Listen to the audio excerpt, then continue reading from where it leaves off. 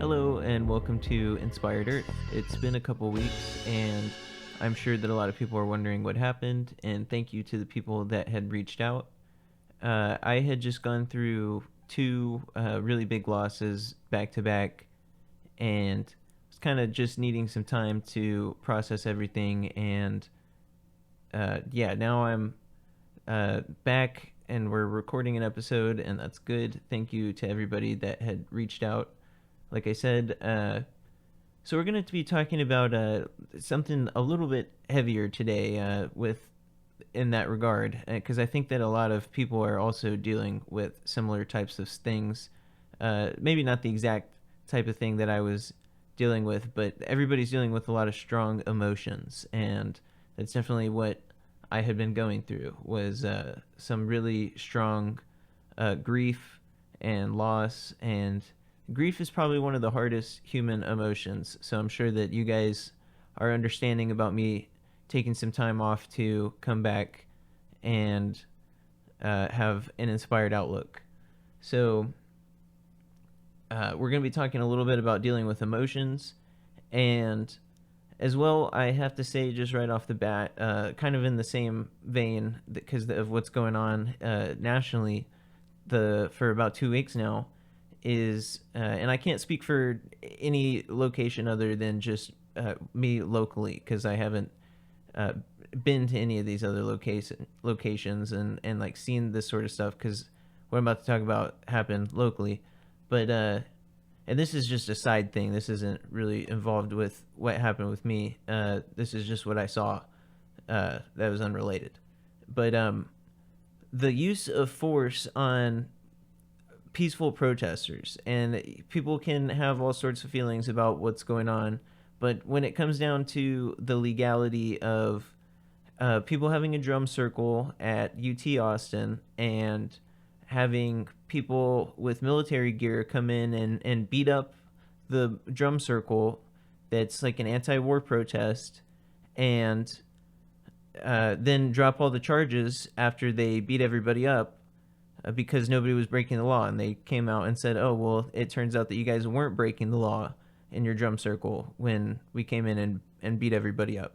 So what does it mean if they drop the charges after beating up a bunch of peaceful people, and they used the military gear and police to do it? It means that our state dollars, our taxpayer dollars, were used to suppress peaceful citizens of the United States from peacefully voicing their concerns about crimes being committed by our tax dollars and our munitions in our name by our government, and then they come in and beat everybody up saying that, and then drop the charges. That means that nobody was breaking the law. So, yeah, that was obviously violent repression of free speech. So it turned it into a free speech issue, right? It started out as an anti-war thing, and then it got turned into a anti or a free speech type of thing, because that's illegal. You can't just go in and beat people up that are sitting around drumming because they're saying to stop the bombs, and use force on people like that.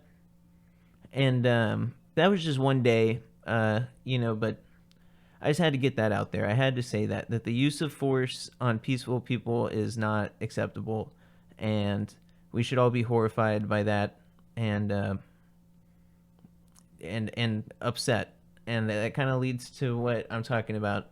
That you can be like upset about this sort of stuff, but you still have to deal with it. And I'm going to talk about how to deal with intense emotions right now. And we're going to start off with Psychology Today, which kind of also has some mixed type of stuff, but this is really good. This is from a series of Anxiety Jedi, which I encourage everybody to read. It's like free. It's just a 2-article thing. It's like 2 pages. But it says, the problem is not anxiety, but how we respond to it. While safety behaviors reduce anxiety in the short term, which provides relief and is highly reinforcing, they actually strengthen threat beliefs and anxiety problems over the long term, which can lead to anxiety disorders.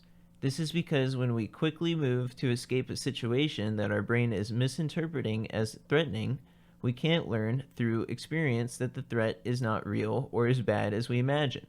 Even if it's a true alarm, it's rare that we need to act urgently. Worse, your brain literally watches your behaviors, and when it sees you acting protectively, it assumes the threat is real, and because safety behaviors are always a form of avoidance, they get in the way of doing what is most important and meaningful in our lives. So the problem isn't anxiety itself, but how we instinctually respond. We believe the sirens going off in our body, whether the perceived threat is real or not. Then we automatically obey the anxiety and act urgently to escape, get control, or avoid the threat, thus reducing the anxiety. In the case of false alarms, which happen all the time, the majority of the alarms going off or anxiety or threat triggers that your brain encounters, they're almost all false alarms. Because we're not typically in danger, like when in our lives most commonly, at least where we live for now. These safety behaviors keep us struggling with phantoms and stuck in defense mode while the important things in life pass us by. Becoming an anxiety Jedi. What then is needed to handle anxiety in a more skillful way? How do we become, in the wise words of one of my clients, an anxiety Jedi? And I'm reading from a psychology thing. I don't have any clients. I'm not a therapist. I forgot to say that at the beginning. So here's your disclaimer. I'm not a therapist. I'm not a scientist. I'm just reading some helpful articles, and I hope that it helps you guys, like it's helped me over the years. These are things that I've come back to over and over, tools that really help, especially with extreme type of pain and like trauma, that sort of stuff. This will definitely help. So it's helpful to see the fundamental principles at work. Anxiety, indeed any internal feeling, is not the problem. It's our instinct to avoid what is aversive. In fact, avoidance is a core feature of most psychological problems that keep us stuck. And think about this, sorry to keep on interjecting, but also think about this not only emotionally, but societally. And if like a whole group or a whole nation is all avoiding stuff, how does that impact maybe like the alternative energy situation or our economic situation or, all of these different types of things? Our emotions impact our whole lives. So obviously this is going to impact all of society. If we're stuck, we're avoiding, we're stuck in this cycle. And it talks about up here that it's like a repeating cycle. Like your brain sees you doing these things and it confirms it, and then and it's like a vicious cycle. You get relief and then you go back into it. So if you've noticed, a lot of these things are about cycles and patterns. So yeah, it's kind of top to bottom, like this all interacts with. And we're going to kind of talk about that as well here in a second, which is kind of interesting. I didn't mean to tie it in like that, but it kind of works. So it's our instinct to avoid what is aversive. In fact, avoidance is a core feature of most psychological problems that keep us stuck. Perhaps it's no surprise that exposure, facing what feels threatening, staying with anxiety, is a fundamental mechanism of learning and growth. Exposure often results in corrective experience, disconfirming the threat. So eliminate, or telling your brain that it's not actually a true threat, thus reducing anxiety over the long run, increasing confidence in one's ability to cope, and creating the freedom to choose your behaviors more wisely. This is why exposure is a common process across all psychotherapy approaches. So it's talking about freeing you from this cycle of behaviors that sometimes, well, a lot of people don't even realize that they're in. And it's really hard. This is like some deep stuff, what we're talking about. But if you keep on just like going to places that you don't mean to go to, and I don't mean like physically, I just mean places in your mind and emotionally, and you're try to work away from it, but it keeps on sneaking back up. This is kind of how it is with you're avoiding it, not anybody in particular, but avoiding it is making it to where you can't process it. And by avoiding it, you are providing relief to yourself, and that makes it to where you don't process it, and then it comes back up and you avoid it, and then you get relief by avoiding it. And you see what I'm saying? It's a circle, and you have to stop that in its tracks to be able to get freedom to choose your behaviors wisely. This is like almost a form of mind control. And it's funny because you can use that interchangeably of control your mind or mind control. Are you going to control your mind, or is your mind going to control you? That's kind of what we're talking about here. And becoming aware of your mind. What is your mind even doing? A lot of people do not get to know themselves deep enough to start asking these questions, and it's really a big problem. A lot of people need to have deeper knowledge of themselves and their emotions. And this is also why the first skill of Anxiety Jedi is learning to mindfully allow anxiety, which is exposure, instead of resisting it, which is avoidance.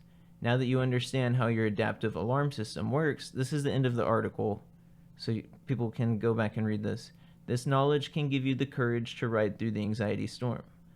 Now you understand your adaptive alarm system works. This knowledge can give you the courage to ride through the anxiety storm.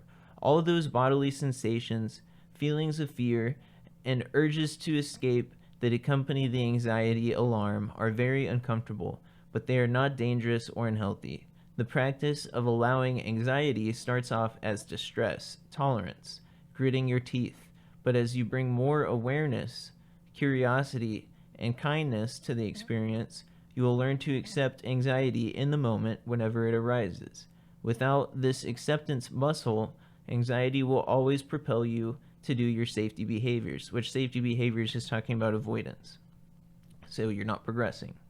And it uses the word awareness, right? Bring you more awareness. What could you change awareness with? Consciousness. To bring you more consciousness. You will have more consciousness of yourself and your behaviors from this sort of stuff. And then it talks about acceptance as a muscle.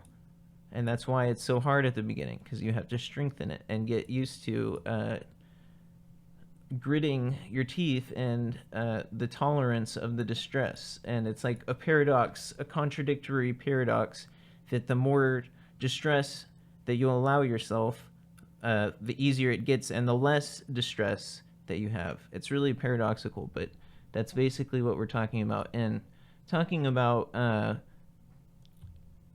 these paradoxical contradictions and correlations in people's psychology and the society is dialectics. And this is something that's really, really important because it's like comparing two things to one another.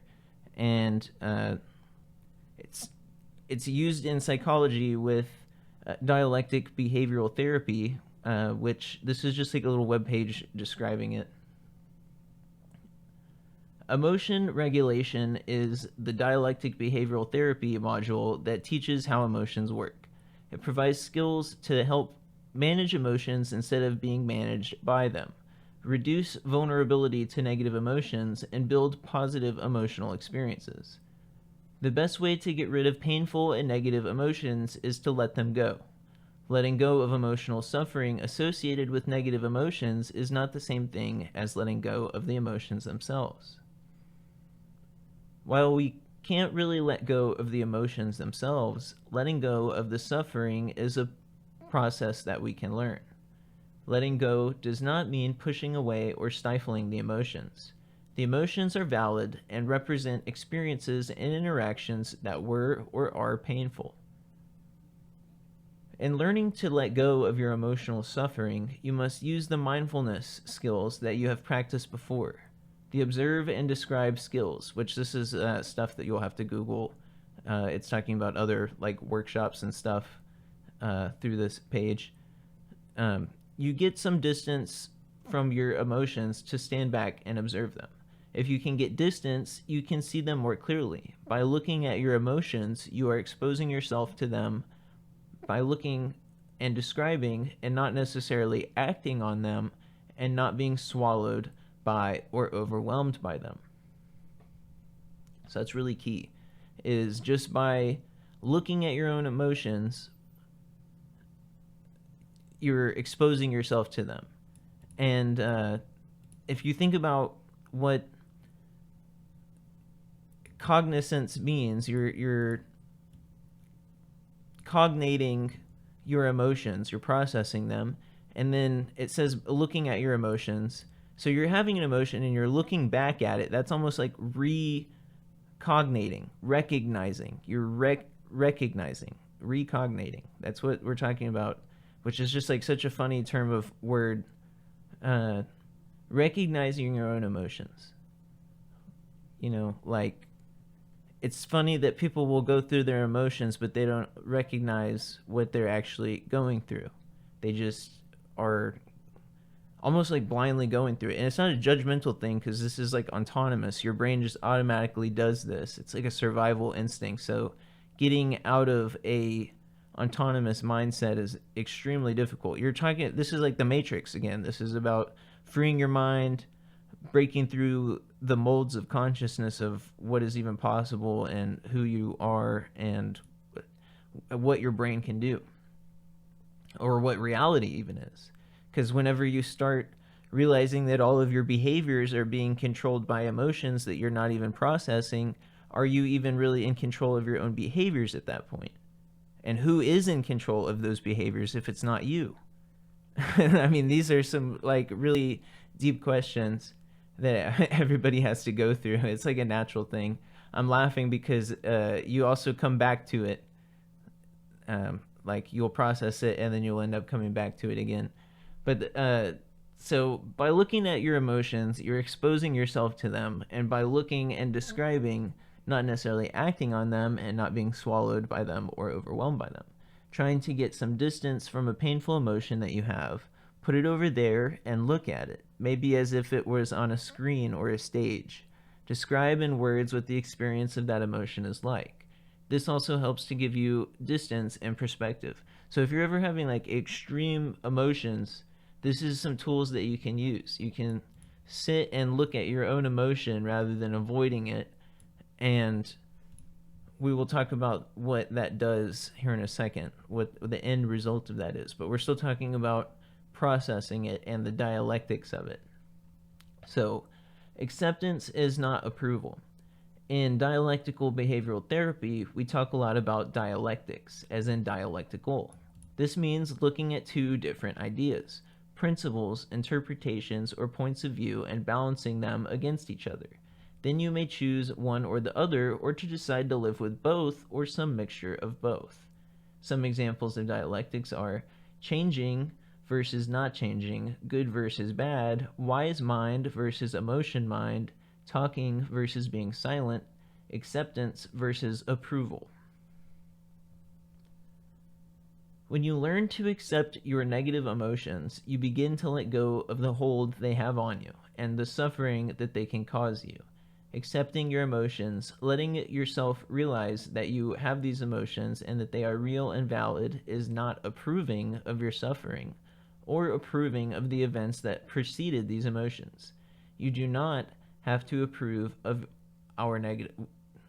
We do not have to approve of our negative emotions as we learn to accept them. You can choose acceptance without choosing approval. That's dialectic. This can be challenging. It can feel like accepting that you have these terrible, painful feelings means that it's okay that you feel so much pain. But when you understand that you do not have to approve, that you only have to let the feelings in and acknowledge that they are there, accepting them in that way is not such an impossible process. Steps for letting go of painful emotions.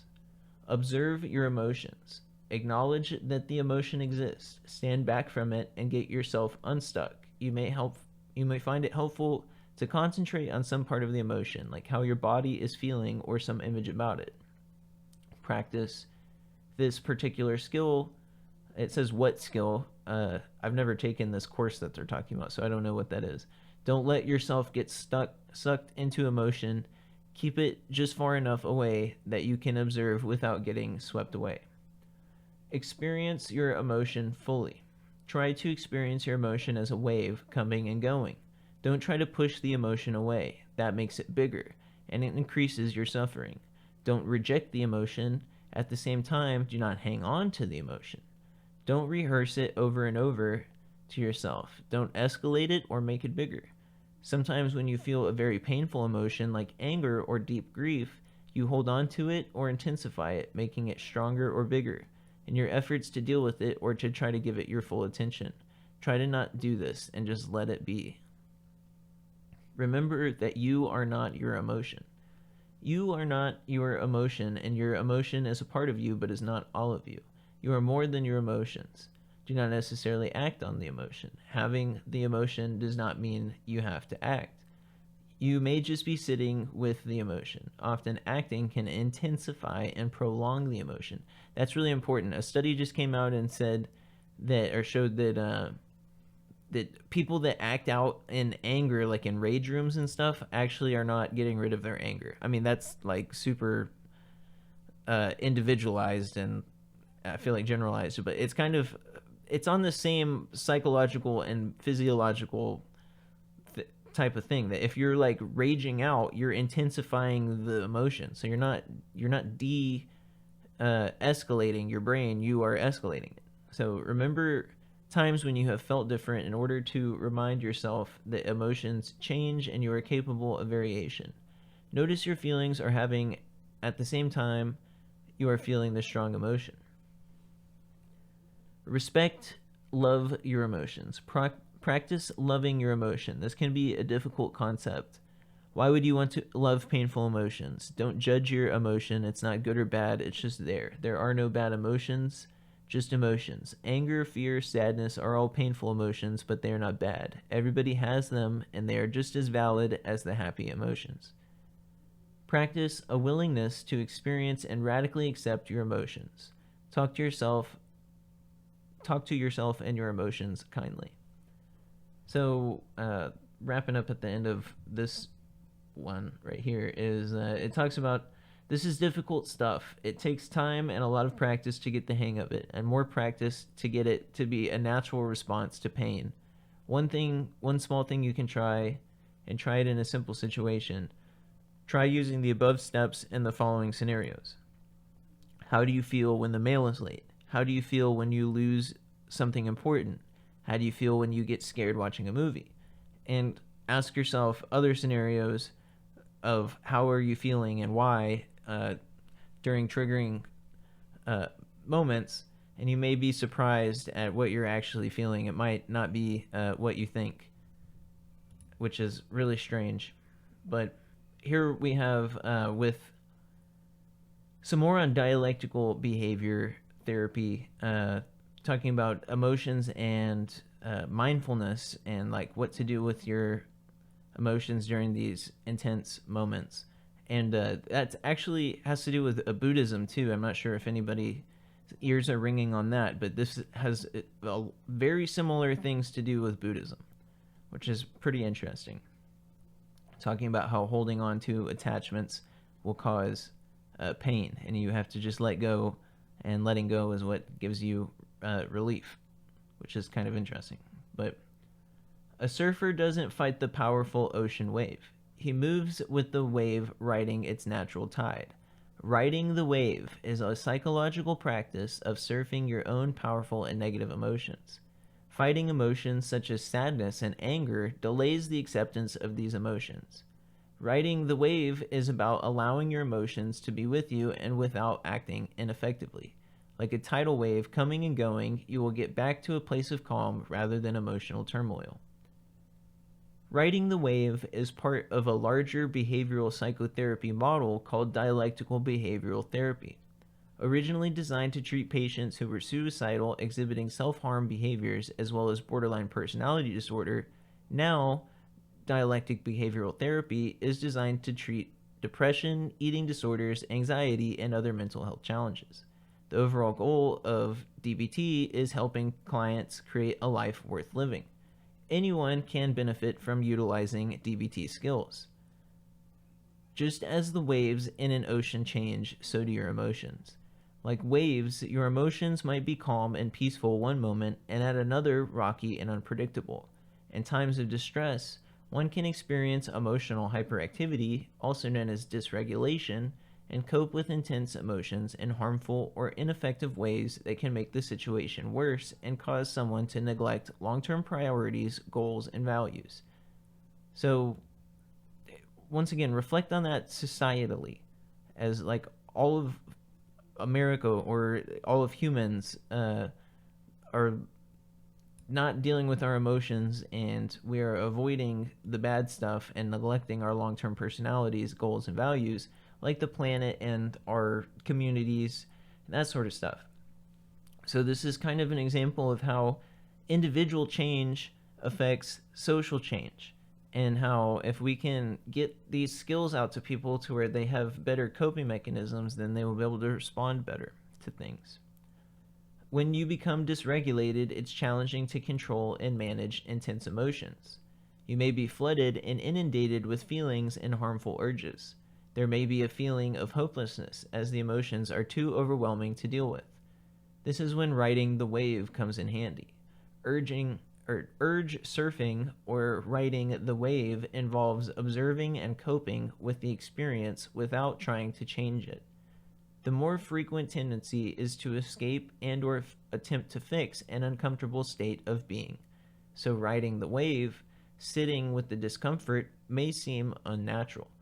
A surfer goes with the flow and rides a wave to its natural conclusion. Often, intense feelings and urges seem like they will never end, leading us to amplify the experience and act on impulse. But we want to ride the urges until they ebb and wash out, just like the ocean and fluid and water. Thinking of emotions like a fluid is really interesting. Constantly flowing back and forth until they're at some sort of balance.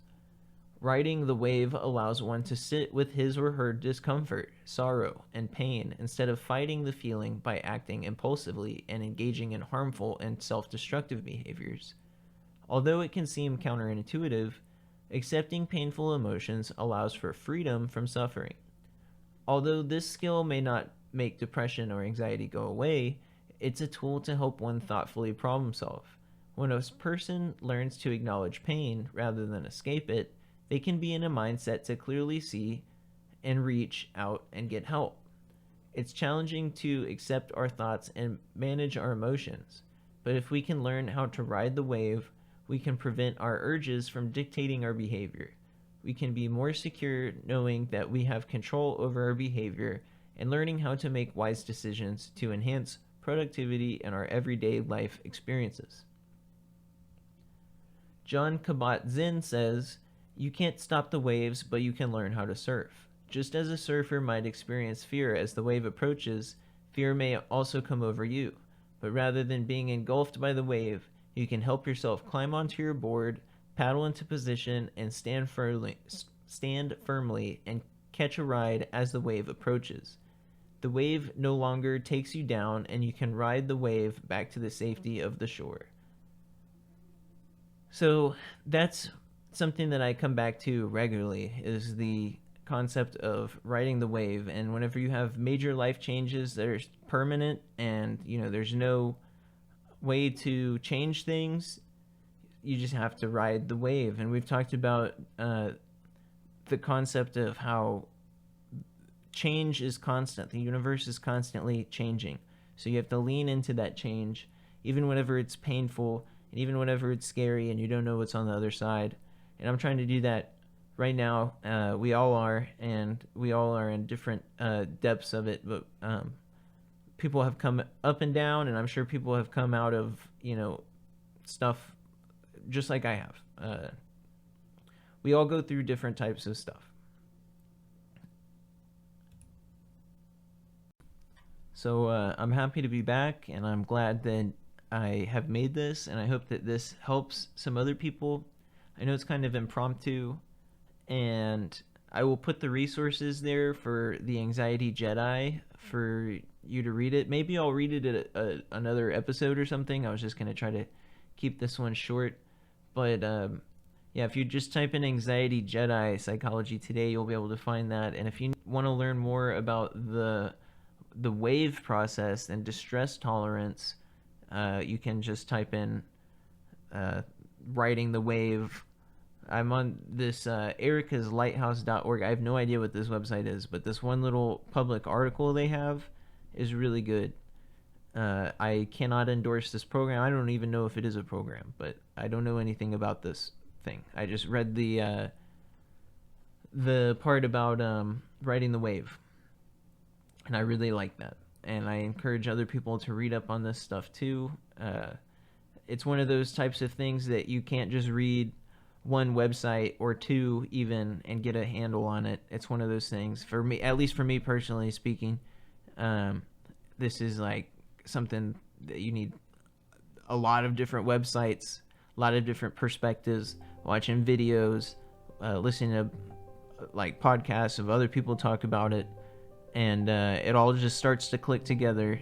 And yeah, maybe we can talk about dialectics some more in the future, because it is one of the biggest tools that I think that people can have. It's almost one of those things of, how do you live without it once you have it? How did I live without this tool?